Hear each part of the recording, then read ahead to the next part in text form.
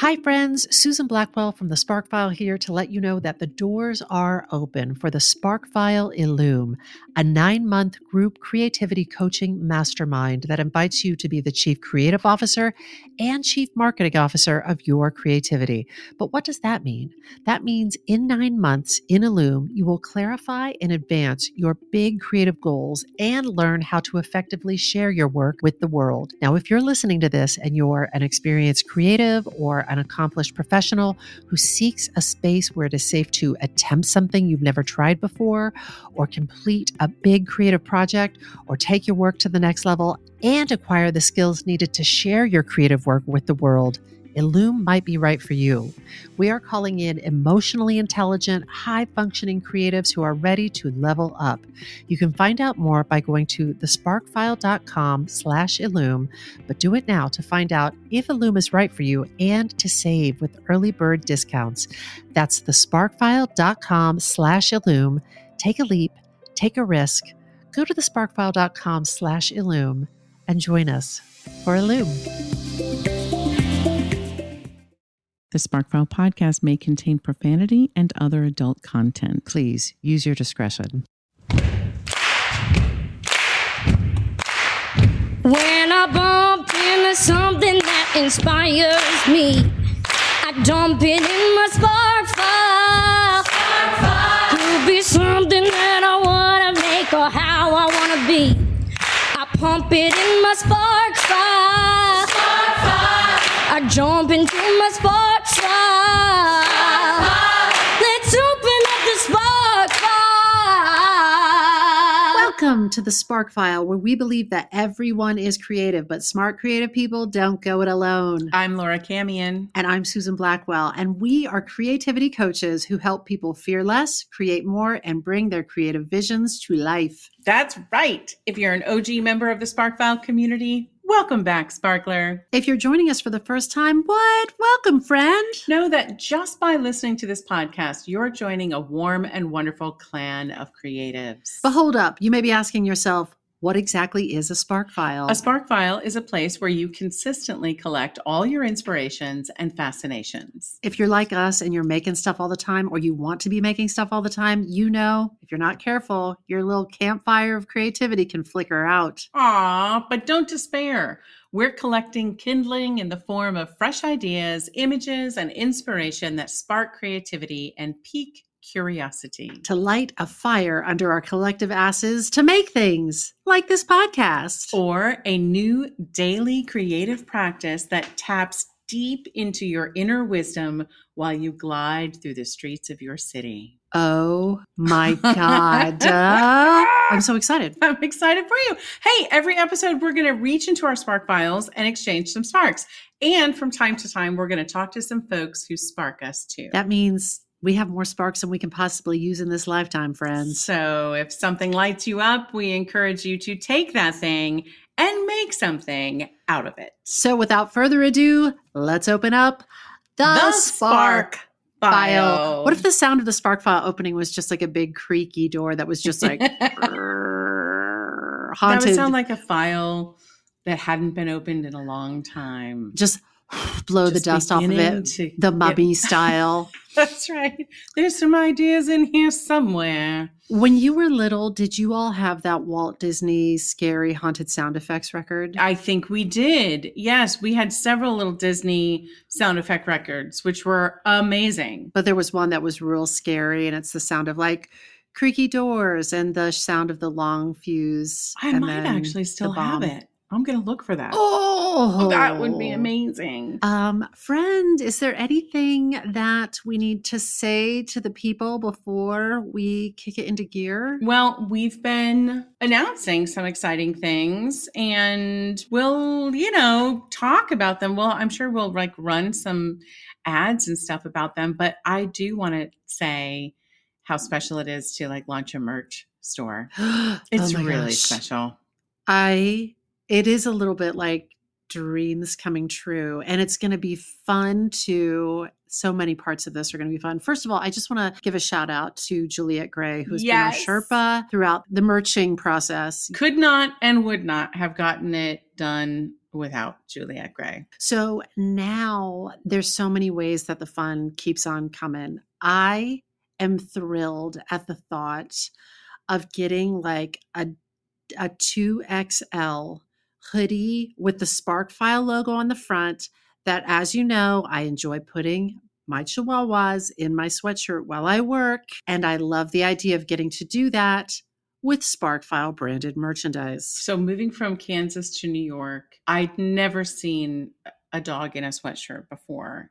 But I can now say, if you also start doing it, for 30 years, I have worked among those who put dogs in their sweatshirts. And I think that's a really special kind of person. I really do. You know, you're right. I feel like the first time, I didn't have a dog until just a few years ago, but the first time I saw somebody put a dog in a sweatshirt, I think it might have been Chris Wink, who was one of the founders of Blue Man Group. And he would cut, just picture like on a sweatshirt, down near the belly, but then take a trip to the left or the right so that the little dog could be kind of like against your belly and its little face could be like poking out the side. Now, I want you to imagine meetings in conference rooms or meetings in the theater or in the rehearsal rooms, wherein we're seated in a circle. You're listening very intently to Chris Wink, as we did. I would call him like the Pied Piper. He was this creative genius that you're just like, where are we headed today? Very exciting, but kind of hard to focus when you would then like look down and see bodies wriggling inside of a sweatshirt and then eventually a little face popping out. I mean, who can compete with that? I was just watching, this is actually connected to a spark that I was recently developing. Oh. And I just caught a little bit of Helen Mirren's masterclass on masterclass.com. In the teaser for her masterclass, she was talking about dogs and babies. And when she thinks about acting, she thinks a lot about really aspiring to that energy of the dog or the baby, because on camera or in a meeting room or in a theater, you cannot take your eyes off a dog or a baby because they are just so present and they are so themselves.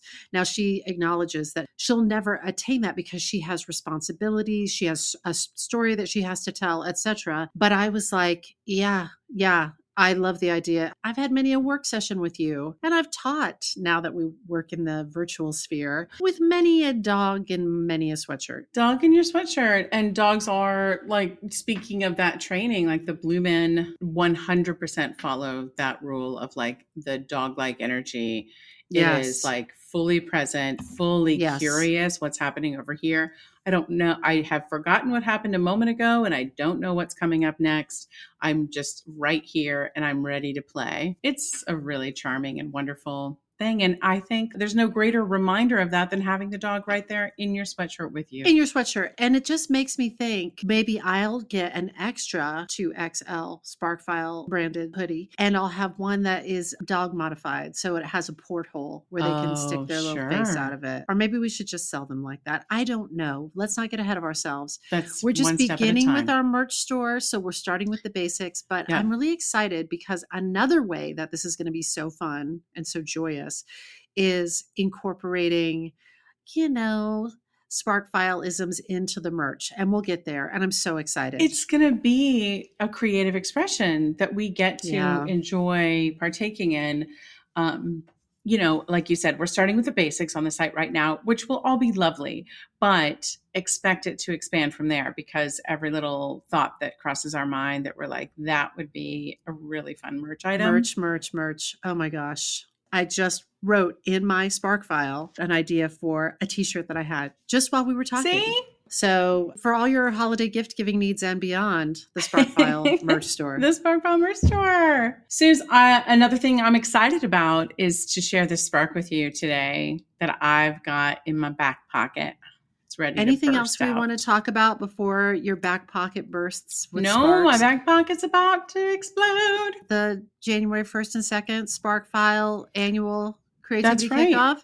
That's happening. We don't need to beat you over the head with it. You heard the promo. That's right. Go to thesparkfile.com and register. We would love to see you there. We are like busy little elves over here working hard to ensure that all of us have a creatively expansive 2022. Absolutely. That's our mission. It's a joyous mission. It really is. It really is. I just want to say, because I keep using the word joyous, we had in the Sparkfile Select group, we were in another round of creativity shares today. And there was a share. I'm not, for the purposes of, confidentiality, I won't say specifically what it was, but there was a share today and it was so joyous. And it put this big, dumb smile on my face that it just remains and lingers.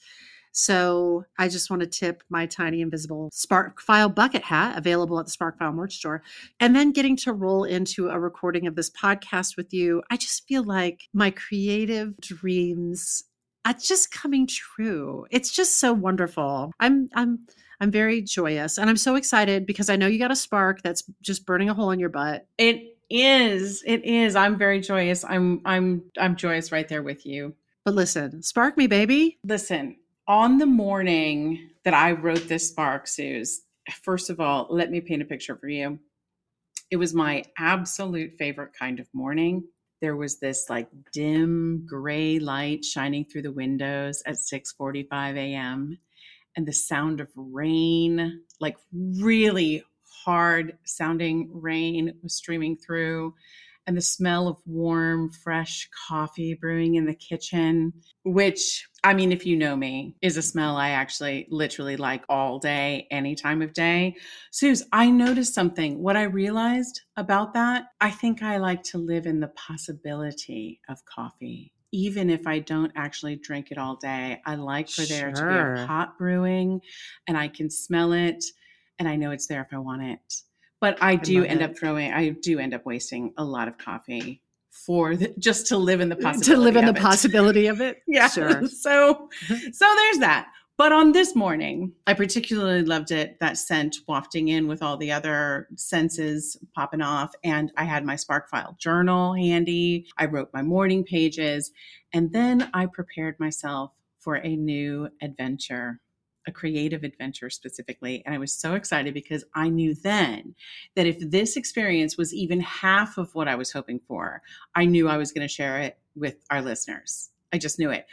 But as you know, Suze, there's still like a tiny little voice in my head, doing what it does, which is saying like, don't get your hopes up. Don't hinge your entire Spark episode on this, because if it falls through, you're going to be empty-handed and you're going to not have a spark to write about. So I was juggling those emotions. But guess what? It all worked out. This fucking adventure was everything I hoped for and more. So here I am, and I'm about to share all of it with you. I cannot wait. I'm just going to jump in. A few months ago, my friend Pam Harris, hi Pamela, told me about an organization called Creative Mornings. And it sounded so interesting, but I was in the midst of a move and I think like I kind of clocked it, but then I couldn't commit to doing anything about it right then in that moment. You know how it is. But this week, Pam sent me an invite to one of their events and I signed up. I'm going to tell you all about it. But first, let me tell you what I discovered about Creative Mornings. Pause 1 second. I have to say, I'm super excited because this spark already has the promise and possibility of the makings of a different kind of spark, because it's not something you read. No. It's not something that you watched. It's something you did. That is correct. Get into it. I'm sparked by that spark and I'm like this. I feel emboldened that there's a few things where I'm like, I'm interested in doing something that is more experiential and reporting back. Hey. And I feel like this is giving me that Let's pave the way. Slip. That's right. You've got a permission slip, Suze. Let's pave the way for it. All right. Here's what I learned about Creative Mornings. They call themselves a breakfast lecture series for the creative community. It was created by Tina Roth Eisenberg in 2008. Now, Tina is a Swiss designer based in Brooklyn.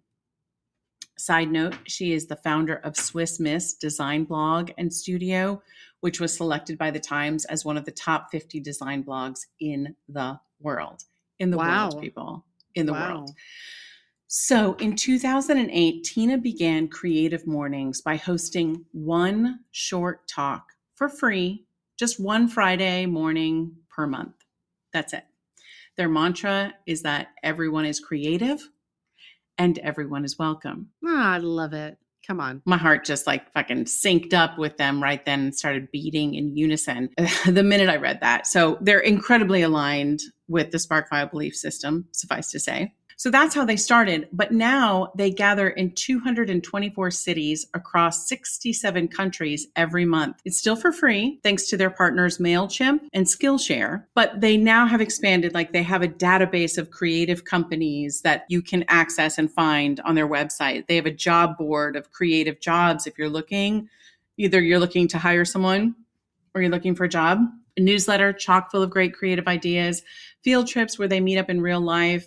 I think they don't do that as often. It's a very vibrant community, but I think it really is this focus on once per month. So these monthly events that they have had, like they've had so many different speakers and leaders create these experiences. Past guests have included David White, who calls poetry, quote, language against which you have no defense, which I fucking love. Language against which you have no defense.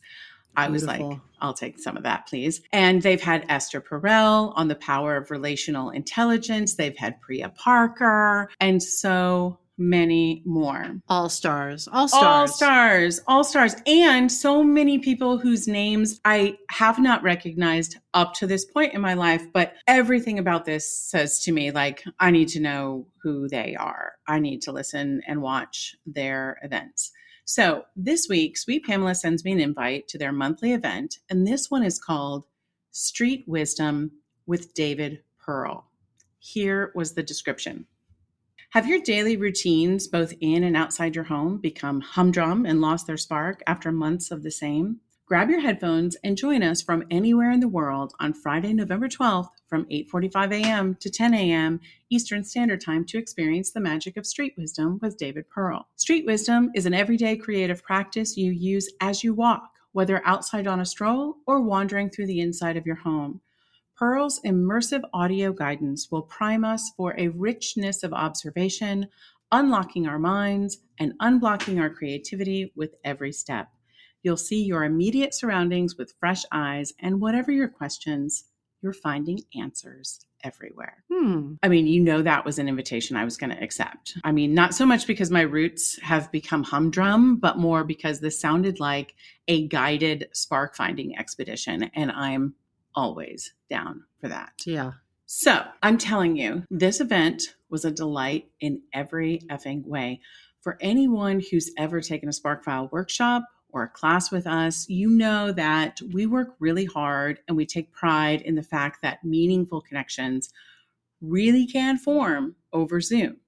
There is an art to it, absolutely, and it doesn't happen by chance. It's a very concerted effort to structure the class for optimal human connection and interpersonal dynamics. But I have to say, Creative Mornings also takes care in this area, which I really appreciated. And I know you would too, Suze. I do love that thoughtfulness. When I jumped on, it was high energy. I think they said they made a habit of like dancing into and dancing out of every Zoom call. I'm not sure if they were joking or half joking, but it was super fun energy while everyone gathered. And then they opened the event with music.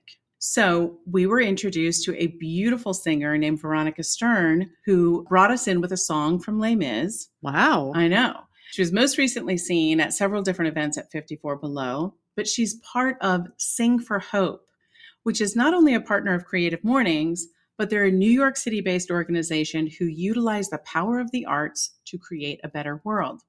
I was super excited to learn about them too. They have a real mission of arts for all, and 100% of the donations that they receive go to supporting working artists while stages have been dark.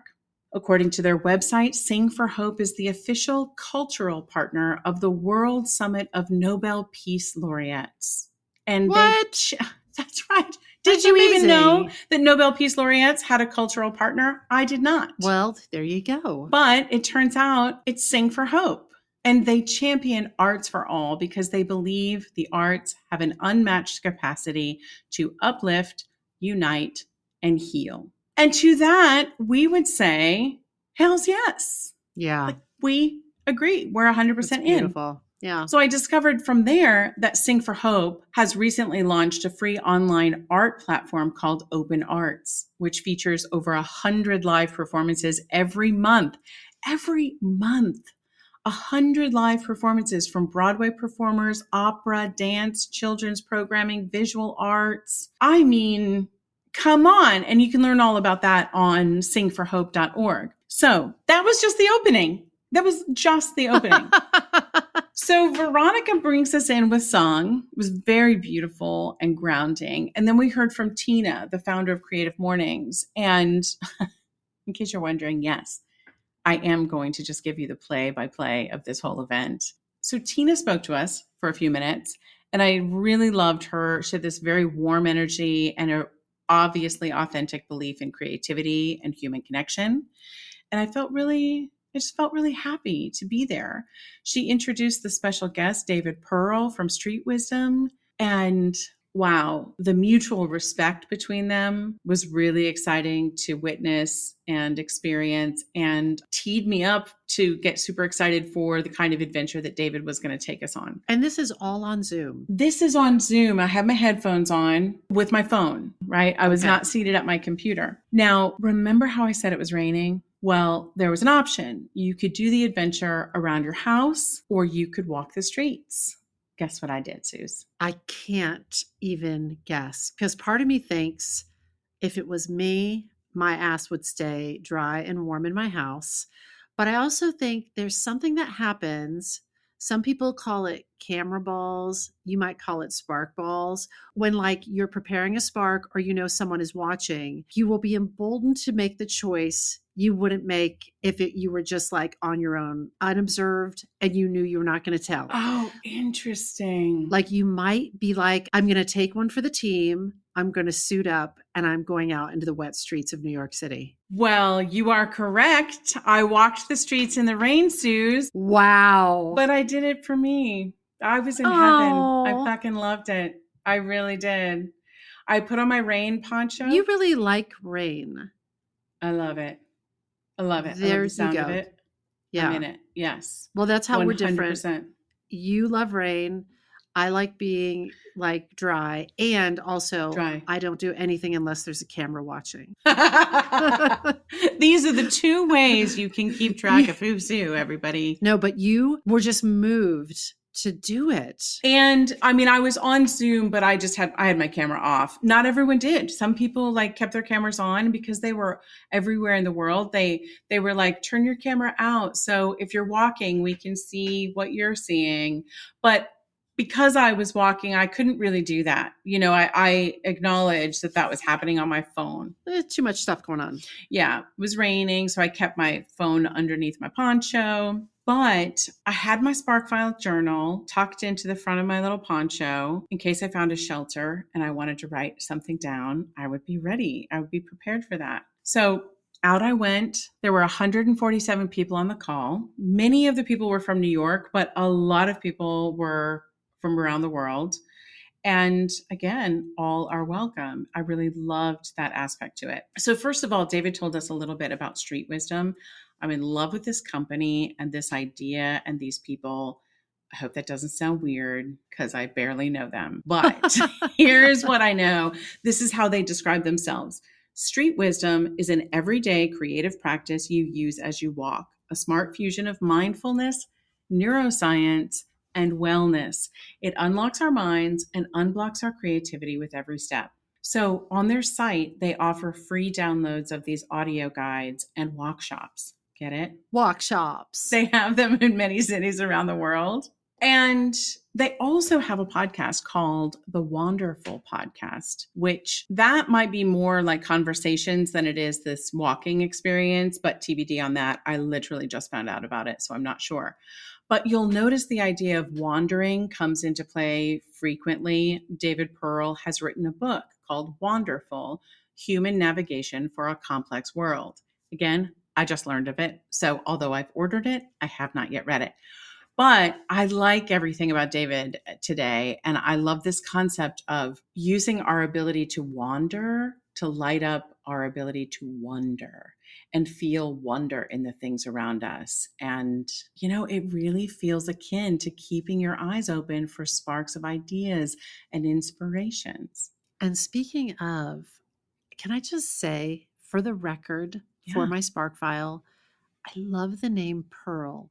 I love the name Pearl for a first name. I love the name Pearl for a last name. I love it for a middle name. I love it for a confirmation name. Pearl. I think Pearl is so, because pearls are, I just think that's so beautiful. It's I do natural. too. Pearls of wisdom. Pearls of, opalescent. it's I like love a it. delightful discovery inside of a discovery, where pearls Yes. actually exist. I just feel like there's so many positive connotations to that name. It just has so much beauty in it. And now here's one more. David And here's one Pearl. more. Pop that in your Spark File, David Pearl. Sorry, you were saying? No. So back to today. So we learned about street wisdom, and of course I was hooked. But here I was walking in the pouring rain, listening to the sweet sounds of David Pearl, and I come upon Washington Square Park. I'll be honest, Suze, on a normal day, at best, I walk the outer edges of Washington Square Park. It is beautiful, but it is crowded, and I always feel like there are very, very, very high odds that I'm going to get plowed over by a skateboarder.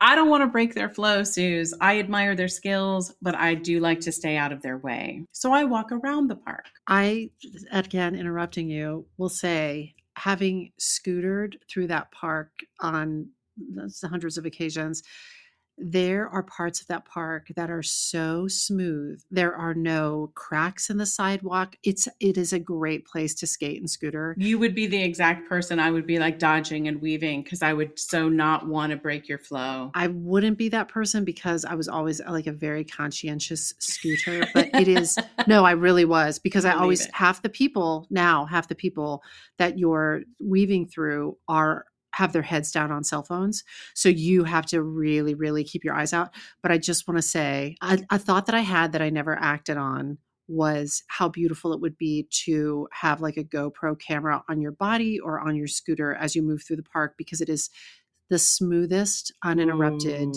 nice dolly shot. Yeah, it's a beautiful place to be on wheels, but maybe not so much if you're a pedestrian. Well, that's on a normal day, but on this particular day, it was pouring down rain. So the park was almost empty. It looked literally sparkling clean. The leaves on the trees were like 14 different colors. The fountain was going full force despite the rain. The arch was literally gleaming. It was gorgeous, gorgeous. Yeah. And of course, the walk that I was on was intended to get us looking at and really seeing the beauty all around us. So as far as I was concerned, I'm like, we're off to a really good start here. So this is where I don't know if this is a spoiler or not, because I don't know if all the warm-ups are the same for Street Wisdom. I doubt it. I bet they keep them fresh. But nonetheless, I'll share what we did at this particular event. David first took us through what he called a tune-up exercise, and it happened in 3 phases. First, we connected with our senses, minus our eyes. This made me laugh because it's so true. David told us, close your eyes, and he called them the fascists of our face. I literally laughed out loud because he was like, they are. Our eyes are wonderful, but they really do think they are in charge. And if you think about it, we often act like everything we see is a fact. And so what we see often overrides the other sensory information that we're receiving. Yeah. Yeah. I just loved all of that. I just couldn't stop thinking about it. So our goal today was to invite our other senses to come out to play. So I found a seat again in the rain, and I listened, and I felt, you know what I felt, Suze? I felt alive. I just felt one of my most favorite feelings. Rain and a chill in the air make me feel alive. Oh my God, I've got that big dumb smile on my face again. Fucking loved it. I just felt so alive. So we sat for 3 glorious, luxurious minutes. But one thing that David did, he would always say, don't worry about the time, I've got it. Like, I've got you covered. So you get to really just step Oh my into, God, this is right? so magical. I'm telling you, Suze, you would have loved it. So 3 glorious minutes. And then next up, I got to moving again. And this time, the tune-up asked us to change our pace, slowing it right down. And this is a keeper too. David reminded us that we do not have to move at the prevailing tempo. You do not have to move at the prevailing tempo. I mean, come on. We can move at our own pace.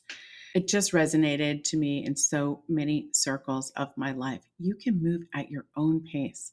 So we slowed it down, and our assignment was to move toward those things that interested us and move away from those things that did not interest us. It's that simple. And just make a note. So I slowed it right down, and I moved toward the steam coming out of a laundromat because it was warm and it smelled really good. And then, I'm not going to lie, what interested me most at that moment was shelter above my head. I was over by Tisch School of the Arts at that point, so I found an area with an overhang, and I hung out there for a moment while the squall passed over. Really, I had to squeegee my glasses at that point because I love the rain, but I could not see anything at all. So I had a little 3-minute respite there. And then part 3 of the tune-up, we were instructed to wander and simply look for beauty. In particular, were there things that we typically don't notice, or if we do, we typically don't find them beautiful? Might we notice them today? Might we notice them today? And just planting this seed in your mind is so powerful. So I found several little bits of beauty, but one that I want to mention is I noticed these posters on a vacant building. And if you know New York, as you do, Suze, you know there are a million posters everywhere. It's very easy to walk right by them. Like, they really have to have like extraordinary design to get your attention. Something bright or something surprising might get you to snap into focus, but mostly you tune them out. It's just too many. It's too much. So I'm walking along and I notice these posters. The posters themselves, respectfully, are not particularly beautiful, but there is a beautiful idea on the posters. The building was vacant, and the posters were asking what the neighborhood would like to see go into this location. Interesting. Which I think is amazing. They had like a QR code on them too. So I looked it up when I got home. This organization is called localist.buzz. And you go to this website, localist.buzz. You can click on any of the vacant buildings that they have listed. And there's hundreds of them. And you can write in what you'd like to see go there, or you can upvote something that someone else has written. I mean, Suze, it's like the old Tower Records on Broadway. Or NoHo Star. What used to be NoHo Star is sitting right there, and you can write in as members of the neighborhood, what would you like to see this tune into? Yeah. So that was super, super exciting. I think this organization might be really new because I looked them up on social and they don't have any posts on there yet, but I think the concept is fantastic. So I wanted to shout them out. Here's how they describe themselves. Localists is a community-driven platform offering residents a say over what happens in their communities. We work to create more inclusive placemaking by offering a platform to connect landlords, developers, local governments, and business owners to the voice of locals. They say on the website, we are 2 artists who believe that civics, freedom, art, and ideas are interdependent. Without strong communities, ideas can't flourish. So amen to that. Here and now I have been introduced to yet another organization to which I feel a kinship and some alignment. But back to Street Wisdom Experience. Now that we have finished our tune-up, we began what David called our quest. This is where we hold in our mind a question that we've been grappling with. Now, he kind of advised against going with anything too big, like, where do we come from? Or why do we exist? And he also advised against going with a question that seems too small, like ketchup or mayonnaise. But it's more like something you've been grappling with, playing over in your mind, questions about relationships, career choices, communication, life choices. So we were told to hold that question in our mind. Just hold it there and then wander for 15 minutes and just look and see what was around us and stay open to the answers. It was absolutely wonderful, the whole experience. I'm so into this. Suze, I am telling you, afterwards, people shared things that they noticed. So they engaged in chat and bringing people on screen to answer. And things like a woman who saw an old building with a new modern building built like above it and around it, over it kind of thing. And she'd been holding in her mind a question about the growth of her company. And it made her reflect on how the foundation of her company was still there at the heart of it, but it could grow up and out without losing its origins and the center of it. Another woman was wandering in her house, and she said that she went into the utility room and she said that she saw a sign on the HVAC system that gave instructions on how to reset it if it wasn't working. And then it clearly stated, "Do not be alarmed. It may take more than one reset." It may take more than one reset, Suze. I fucking laughed out loud at that. A lot of people on the call did. I mean, it's just so true. It's true for your HVAC system. It's true for us. It may take more than one reset. It might. So I really loved how David talked about allowing the world around you to be your partner or co-conspirator, as I like to think of it. You're working together. And I like to think that the world is conspiring on my behalf. David reminded us how Freud said that those things that are flirting with you, those ideas that are kind of calling for your attention, perhaps they're in your periphery, those are the messages from your future self. And always love that idea. I know you love that idea, that future you knows how happy you're going to be if you follow this path. If only future you can get your attention and convince present you to do it.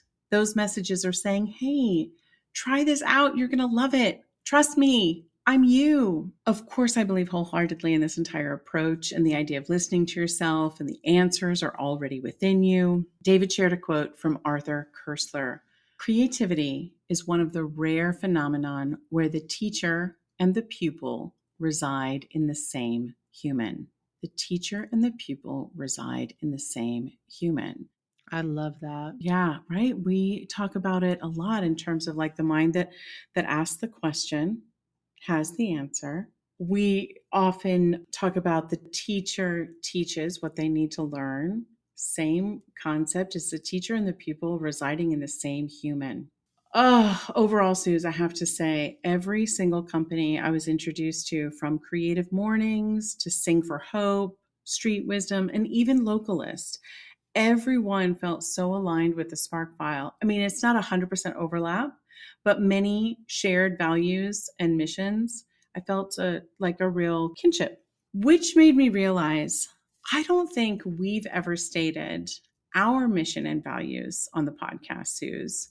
But I kind of feel the urge to share them now. I want to just say, if it's okay with you, like we'll share this. These are works in progress, trying to articulate the essence of everything. But this is how we articulated our mission and values to ourselves. And if you've ever taken a class from us or a workshop or engaged with our community in any way, hopefully you have felt these values. So the Spark File mission is to spark creativity, free innate self-expression, and grant permission to fear less and create more.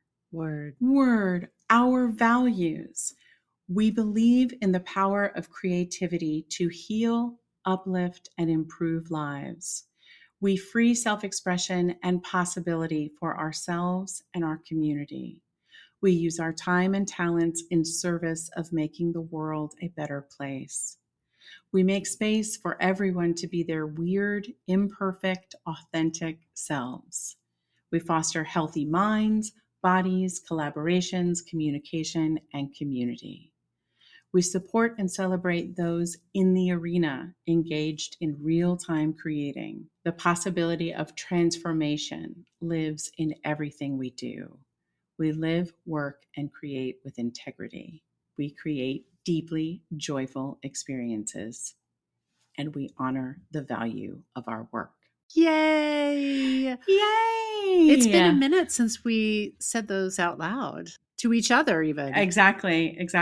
And when I was feeling the urge to drop them into this spark, I was like, these all still feel very true. We could wordsmith them and craft like how we want to put them on our website and stuff, but every single bit of these feels true. Yeah. And real for us. Yeah. I love it. So I realized that this entire episode may feel like a paid sponsorship by Creative Mornings and Street Wisdom, but I promise you it was not.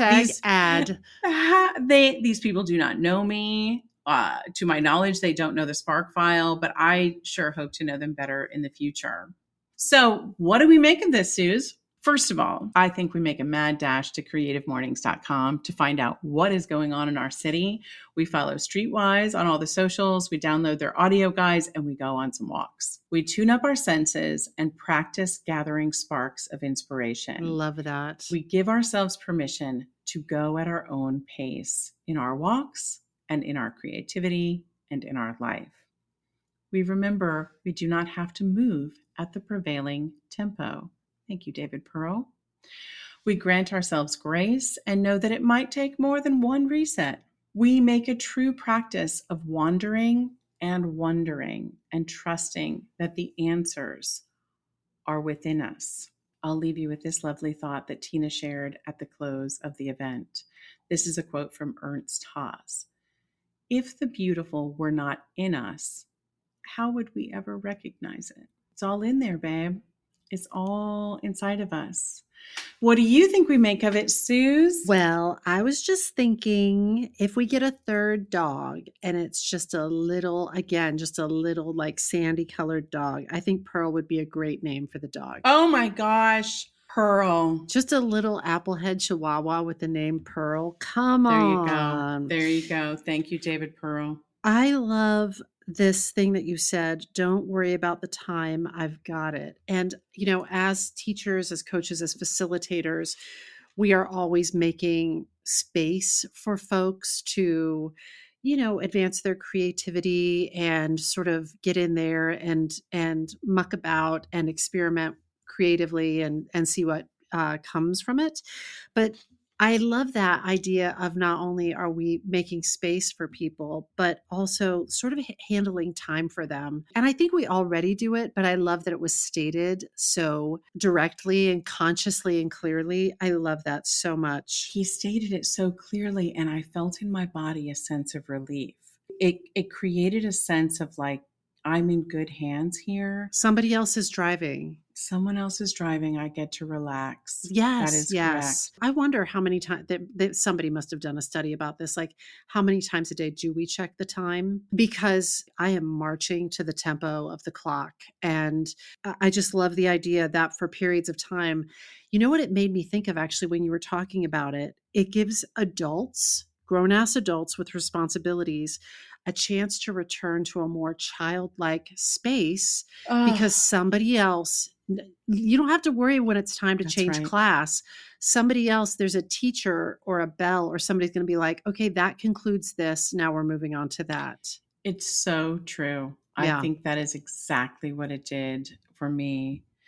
I didn't mention this, but he did another thing that is very aligned with what we do in our classes. And that is, we might say, however you're doing it right. Yeah. He talked about, when we first were doing the tune-up, that sort of like the perfectionists in us will sometimes be like, I want to do this the most right way that anyone's ever done it. Yes. And he's like, I want to see the Buddha first. His version of that is essentially like, you can't do it wrong. You can't do it wrong.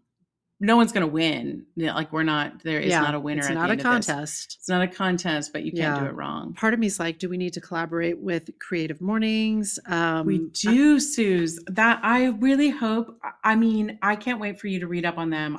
It would be a fantasy. I would love it. They sound so great. I love what they're making. And I also just had this spark while you were talking. When you were saying that thing about future us sending messages and directives back to present us, if we can pay attention to it. That thought continued for me. And I wondered, is there a part of us that remains in sort of a transcendent state, unfixed by time, that helps not only to pull you to the future, but helps to guide you when you pass, like when you transition from living to dying? Interesting. Are you also on the other side with your arms extended? Like over here? Yeah, right this way, like helping yourself Interesting. transition.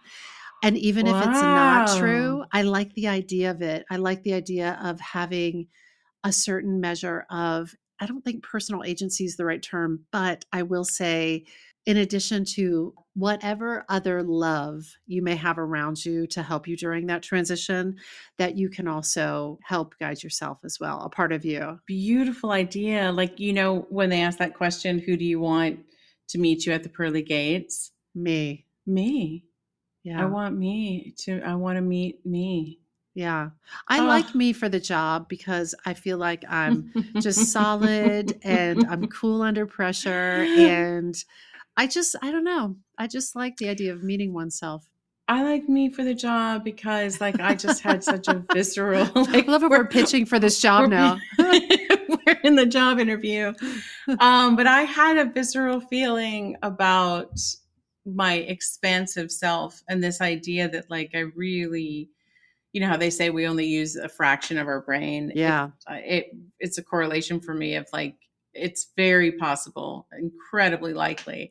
I know just a sliver of myself, even with all the work I'm doing to try to know myself. It's just a sliver. And there's a whole expansive me that will be like, welcome home. Now we can all be together. Yeah. I like that.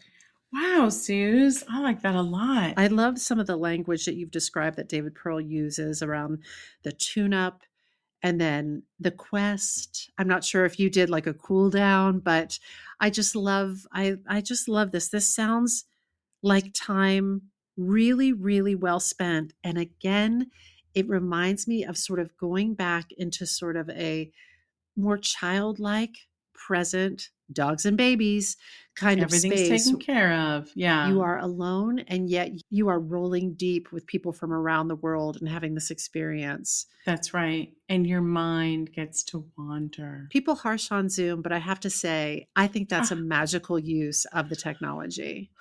It was absolutely magical. And this, again, yes, to everything you said about being taken care of so that we could wander safely. He kept coming back to this idea that all of those messages that you're seeing, and maybe for the first time, or maybe as a memory or a reminder of something that you once knew but had let go of, all of that is you talking to you.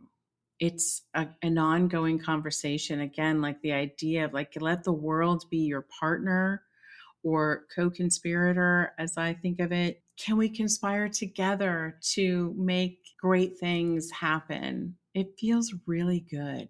I love it. So now I'm going to tell you a spark of an idea that I had for our merch store, but this conversation has really brought it into focus. That there's a classic design. Anybody who's ever visited New York as a tourist, there's that t-shirt that says, I heart New York. And it's been taken and it's been used in different contexts. When we host a live SparkFile creativity retreat in New York, I think it'd be cool to have a t-shirt that says, the SparkFile logo, New York. Oh, let's do it. Come on. It all comes back to merch. I would like to say to all of our friends listening, if you're in New York City or around the world and you are attending a Creative Mornings event, I'll see you there. Oh, nice. I'll see you there. Yeah. Maybe I'll see you there too. Yeah. Suze, I'm going to send you all the stuff. I love it. What a good spark. That's Cammy. me spark. And also, again, I am sparked to, I had some ideas for having some sort of an adventure and then reporting back on it. Yes. Like being sparked by things, having some sort of experiential adventure and then sparking it up on you guys. So this could have gone completely wrong. Honestly, this could have been like I went I went on this thing and I was hoping that it might be sparkish enough to share with everyone, but it wasn't.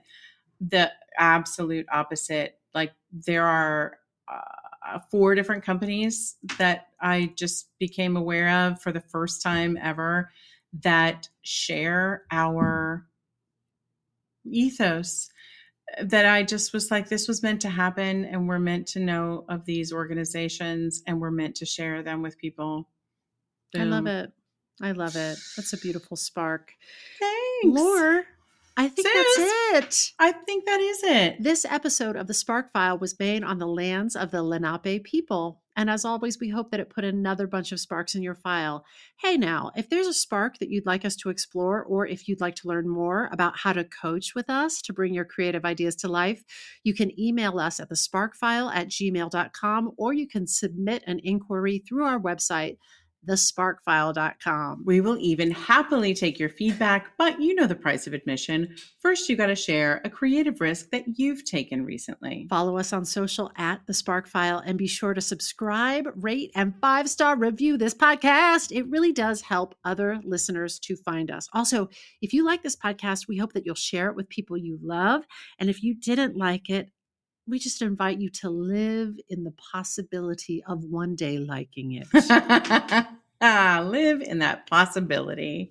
If something lights you up and gets your creative sparks flying, we are writing you a forever permission slip to make that thing that's been knocking at your door. It's your turn to take a spark and fan it into a flame. You know, you got to take it And make it. Bye. Bye. Creative Mornings, call us. Bye. Bye. When I bump into something that inspires me, I dump it in my spark file. Could be something that I wanna make or how I wanna be. I pump it in my spark file. I jump into my spark file. Let's open up the spark file. Hi, friends. Susan Blackwell from the Spark File here to let you know that the doors are open for the Spark File Illume, a 9-month group creativity coaching mastermind that invites you to be the Chief Creative Officer and Chief Marketing Officer of your creativity. But what does that mean?